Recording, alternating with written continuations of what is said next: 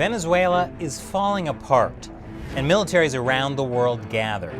Is a war coming to Latin America? This is America Uncovered. I'm Chris Chappell. Thinking of traveling abroad this summer? Might I interest you in Venezuela, the workers' paradise? Okay, sure, there's a brutal crackdown on protesters, and the economy has pretty much completely collapsed. The currency is so devalued, some shopkeepers weigh the money rather than waste time counting. In fact, at one point, it was cheaper to use cash than toilet paper. But that means the exchange rate is probably pretty good. And sure, there might be sky-high prices and food shortages, but think of it as a chance to work on your beach bod. Fernando Contreras says he's lost 40 pounds since the troubles started. Move over, keto. There's a new diet in town. It's low-fat, low-carb, low-calorie, and low food. But don't worry, because if you know where to look in Venezuela, you can still find the basic luxuries, like food. Just like Venezuelan dictator Nicolas Maduro, who seems to be boosting the country's fast food industry. Eating an empanada on national television while your countrymen starve. Classic socialism.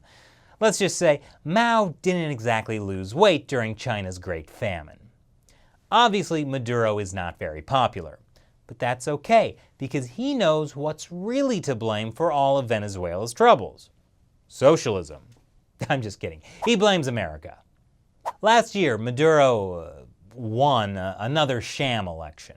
And those sham elections are also why Juan Guaido, president of the National Assembly, has declared himself interim president. And he's asked the people to help him topple the Maduro regime. The call is for everyone to come out into the streets at this moment to give backing to what we have built over the years. That will be easier said than done, though. That's because Maduro and his predecessor Hugo Chavez spent years making the right kind of friends, like Russia, Cuba, China, and Iran. The kind of friends who will drink beer with him on Friday nights and provide his military with advanced weapons. I mean, I get why a Latin American country might not be so keen on the United States, but come on. Just because you don't like the super friends doesn't mean you should team up with the Legion of Doom. You could have made friends with Switzerland. They're nice, and their beer is okay. But Maduro is relying on military support from his Legion of Doom, which could be part of the reason why the US is considering military action in Venezuela if Maduro makes Guaido disappear like an empanada. So hostile forces are gathering in Venezuela like it's season 8 of Game of Thrones. Except the bad guys in real life aren't as nice. So, let's start with Russia. Maduro's regime is armed to the hilt. It has one of the largest stockpiles of weapons in the Western Hemisphere, and a lot of that came from Russia. In just 2 years, Venezuela got over $4 billion worth of Russian weaponry. It's difficult to know just how much and what Chavez and Maduro have bought because, well, Venezuela does not have the most transparent of governments. But it's pretty serious stuff. State-of-the-art anti-aircraft missiles, hundreds of thousands of rifles, and handheld surface-to-air missile launchers. Plus, I assume, the classic Russian grenades inside grenades inside grenades. Venezuela's socialist government has long used the threat of an imperialist invasion by the United States to justify an arms buildup. And when Maduro's grip on power started to look a bit shaky, Russia sent an estimated 100 troops into Venezuela along with military trainers. And a popular Russian military journal warned that in the event of a civil war in Venezuela, Russia should help supply military intelligence and create military alliances with other socialist Latin American countries, as well as proxy leftist militias called colectivos. The same kind of people who have been known to attack political opponents of Maduro. Then there's Russian military contractors who have been sent to protect Maduro, specifically from any attempt by opposition sympathizers in his own security forces to detain him. Cuba. Cuba has a long history of supporting socialist uprisings in Latin America. When Hugo Chavez took over Venezuela in 1999, Cuba was there to help with the transition, particularly the military transition. In 2004, Cuba began helping transform the Venezuelan military, from largely NATO equipment to Russian. According to this report, Cuba began training Venezuelan troops to use new Russian guns, as well as guerrilla warfare and counterinsurgency operations. But the U.S. says it was more than just training. When Guaido recently failed to overthrow the Maduro regime, White House National Security Advisor John Bolton gave a reason. I think it's fear of the 20,000 to 25,000 Cuban security forces in the country. Of course, Cuba says there are no troops in Venezuela. Yes, the Cubans there were all civilians and mostly medical staff. Except one former high-ranking soldier in the Venezuelan military said they were just Cuban soldiers dressed in civilian clothing. And the medical staff?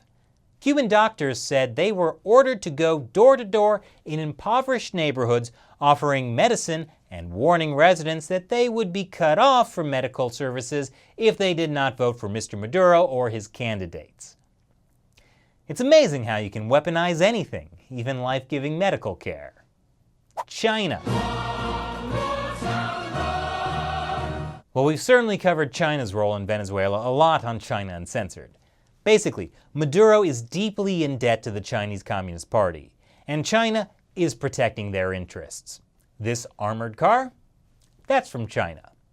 China has sold loads of weapons to Maduro's riot police. There have also been reports of People's Liberation Army troops in Venezuela, but I haven't been able to confirm that. Iran. Wow, this really is like an all-stars list of authoritarian regimes, isn't it? Chavez originally established close ties to Iran.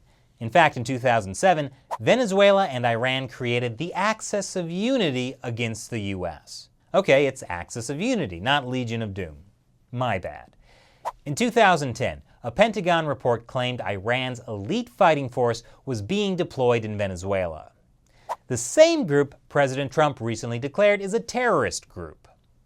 And this April, Iran's foreign minister said Iran could send more of them to Venezuela. There have also been indications that Iran will send warships to Venezuela, which, according to an expert on Iran-Venezuela relations, is extremely dangerous. It's crazy to send 3 warships to the US backyard. If it happens, the only thing it will do is that Washington will send an aircraft carrier to the Venezuelan coast. It goes deeper. This is Tarek el-Aissami.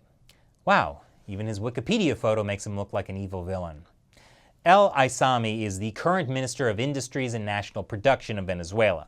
Before that, he was vice president.